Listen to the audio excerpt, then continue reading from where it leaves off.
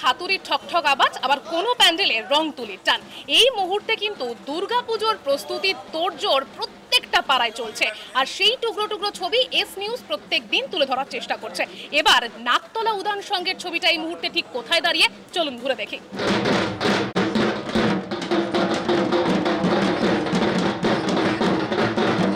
এবছর নাকতলা উদয়ন সংঘ 38 বছরে পদার্পণ করলো। এবছরের প্রতিবারের মতো এবারও কিছু নতুন ভাবনা নিয়ে, যাতে মানুষ এখানে এসে একটু আনন্দ পায়, সেই জন্যই এবছরের আমাদের থিমের নাম একান্নবর্তী। আপনারা জানেন যে আমার যে আগের জেনারেশন, মানে আমার বাবা কাকা এদের যে জেনারেশনে এখানে আমার ঠাকুরমাই রান্না করতো, সেই বাড়ির গৃহকর্তা ছিল, এবং সেটাই আমরা সব কাকা দাদা ভাই বোন সবাই মিলে ভাগ করে খেতাম। কিন্তু আজকের দিনে সেই একান্নবর্তী ভাঙতে ভাঙতে এমন জায়গায় গেছে, নিউক্লিয়াস ফ্যামিলি হয়ে গেছে। এমনকি তারা, আমার যে মেয়ে, তারা সে আর ঠাকুমা বা দিদার রাতে রান্নার স্বাদ পায় না, যেটা তারা বঞ্চিত হচ্ছে। কিন্তু এই নিউক্লিয়াস ফ্যামিলি এখন কি হচ্ছে, যে প্রথম থেকেই তারা শিখছে যে নিজেরা একদম কুক্ষিগতভাবে নিজেদের মধ্যে, নিজের বাইরে কোনো পৃথিবী নেই।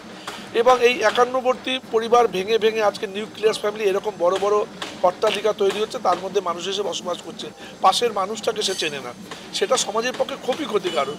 তারই কিছু পদক্ষেপ আমরা এখানে দেখাবো, সেটা বাদবাকিটা আপনারা আসবেন, এসে নিশ্চয়ই আপনাদের ভালো লাগবে, এটুকুনি আমরা বলতে পারি।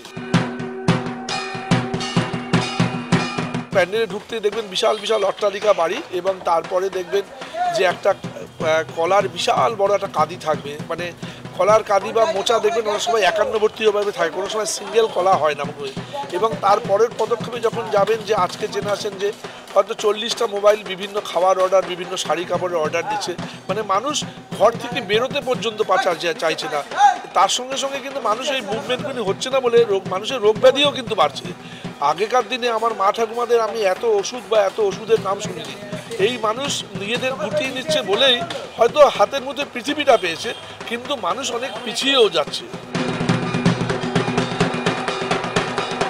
অ্যাকচুয়ালি আমাদের যা বয়স বা আমরা যেই জেনারেশন থেকে বিলং করি, আমরা এই ফ্লেভারটা কখনো টেস্ট করতে পারিনি যে একান্নবর্তী ব্যাপারটা কী হয়। তো নাকতলা উদয়ন সংঘ আমাদের একটা সুযোগ করে দিচ্ছে আমাদের মতো জেনারেশনের ছেলেদের বা মেয়েদের সেই জিনিসটাকে একটু এনজয় করতে, বা যারা এটা করতে পারেনি তাদের জীবনে, কারণ তারা ওই টাইম থেকে বিলং করেনি। যারা আমরা এখন এই টাইম থেকে বিলং করছি, আমরা এটা একটা নাকতলা উদয়ন সংঘ আমাদের একটা মানে অপরচুনিটি দিচ্ছে যে এই জিনিসটাকে আবার নতুন করে চেরিশ করার, মেমোরিটাকে চেরিশ করার। অনেক কিছু দেখতে পাবো আশা করি, যেগুলো আমরা কখনো নিজের চোখে দেখিনি রিয়েল লাইফে, সেগুলো এখানে দেখতে পাবো।